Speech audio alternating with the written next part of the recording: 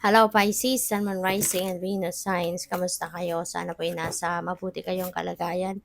Welcome back po sa Star Tarot. At kung bago kayo dito, welcome din po kayo. Please subscribe, like, share my videos, and leave me a comment kung nakaresonate kayo.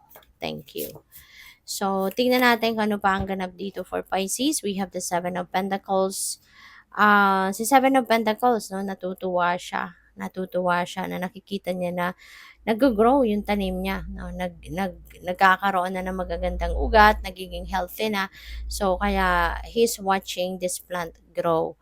So, maaring ganun din kayo, no? Maaring natutuwa kayo na yung effort na ginawa na ninyo regarding kung ano man yung ventures ninyo or endeavor, nakikita ninyo na nagkakaroon na ng magandang bunga, nagkakaroon ng magandang growth, kumbaga. Kaya, maybe you are more excited dito, no, na kapag namunga na to, kapag harvest time mo na, talagang paring nakakaramdam ka na, makakasiguro kang this is really a good one. This is really a good thing na mangyayari, no, dito. So, good luck sa'yo.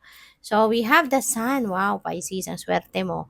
Si the Sun kasi, swerte ito, no? This is good luck, good fortune on your side. Ang swerte-swerte mo. The sun is going to shed its light in your life. You know, kaya po pwedeng sa lahat ng bagay, sa lahat ng areas of life, mag-i-improve ang inyong sitwasyon. Mas magiging maganda, prosperous kayo, healthy kayo, abundant kayo.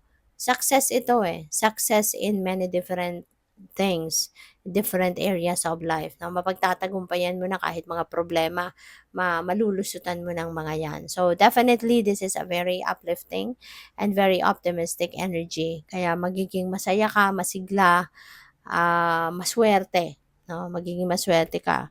Maaaring dito na dadating, no, yung financial success mo, yung material success mo, and other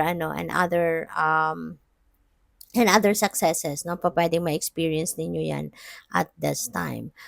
Possible din, no, Pisces, na ang iba sa inyo rito also is going to be siguro masigla, no? Magiging masigla na. Kung kunyari, meron kayong mga physical ailments, no, na pinagdadaanan, maaari ngayon, magagamot ka na. Diba? There may be healing, no, na it's going to happen. So, we have Nine of Wands. Ayan. So, si Nine of Wands, Um, si Nine of Wands, this could be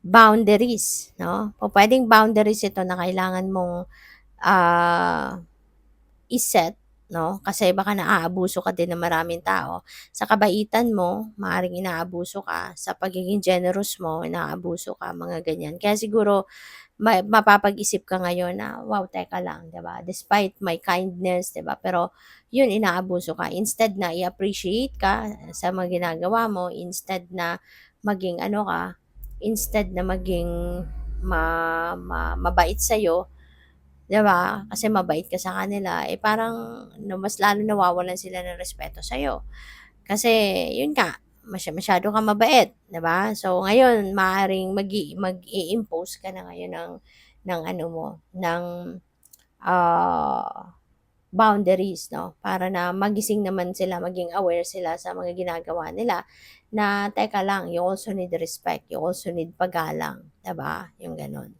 So, tingnan natin kung ano pa ang ganap. And by the way, maraming salamat for subscribing. And if you haven't subscribed yet, subscribe na kayo. And also, maraming salamat din for not skipping the ads.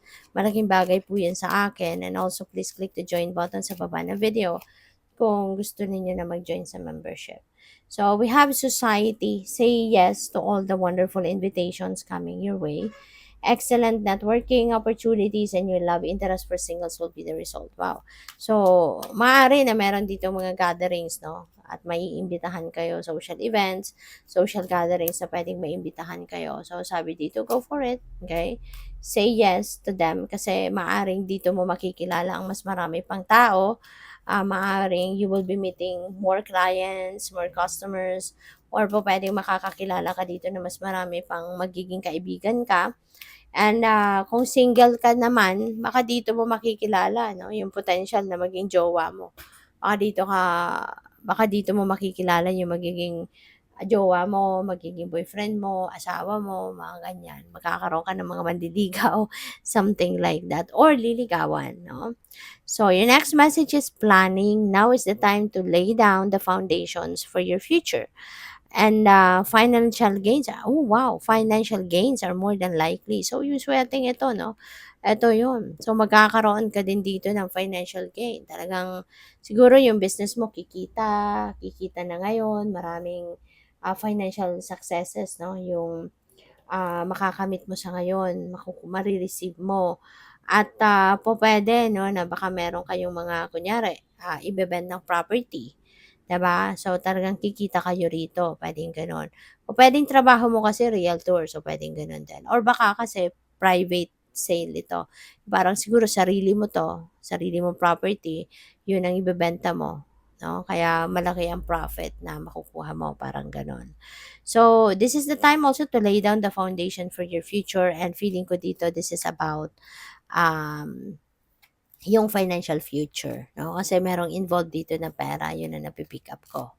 So, baka malaking maiipon mo dito from the sale of property, baka malaki ang maiipon mo rito. Kaya kahit papaano makakapag-save ka, makakapagtabi ka na ng maraming pera, 'no? So, we have property, a property purchase or sale for many but hid security concerns in any transaction. So, malakas 'no, yung ano dito, yung energy na talagang ang iba sa inyo is going to sell a property, or pupuwede rin 'no, na yung kayo yung bibili, 'di ba? Pupuwedeng kayo yung bibili, pupuwedeng kayo yung magbebenta. But regardless ano, kailangan na i-make sure ninyo 'no, sa mga transactions ninyong ito, make sure na yung papeles legit, ano, yung deed of sale, yung transfer, 'di ba? Make sure na they are all legit. At saka yung location mismo, 'di ba? Kung kunyari ikaw yung bumibili, 'di ba? Make sure na talagang yung bibilhin mo verified 'no, yung papeles na totoo yung papeles, at saka mag-ocular inspection ka 'no. Make sure na yung lupang binibili mo at ang details 'no, sa papeles mo, sa kunyari sa deed of sale o kaya sa titulo o kaya sa tax declaration. So, make sure 'no, na nagma-match talaga sila. Yung description ng lupa, saan naka-locate ito, yung gano'n. Kasi alam mo na, ang dami-dami na ngayon nagbebenta ng mga lupa na, alam mo yung budol.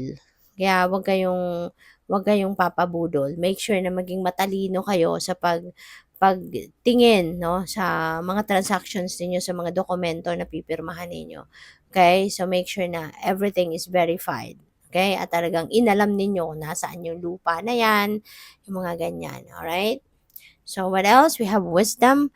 To focus on the past is to lose the future. Heed advice from an older person, which will allow you to move on. So, ayan. So, maaari ng iba din sa inyo rito is siguro hindi pa nakakapag-move on from your past, ano? Pero ngayon, maaaring someone will be speaking to you, or baka ikaw mismo yung hihingi ng advice from someone na, alam mo yun, gusto mo lang na makarinig ng ibang perspective, gusto mo lang siguro makarinig ng advice or input, no, from other people, at maaaring makakatulong din yan, madadagdagan ng inyong wisdom. So, good luck. Thank you for watching. Love and light. Namaste.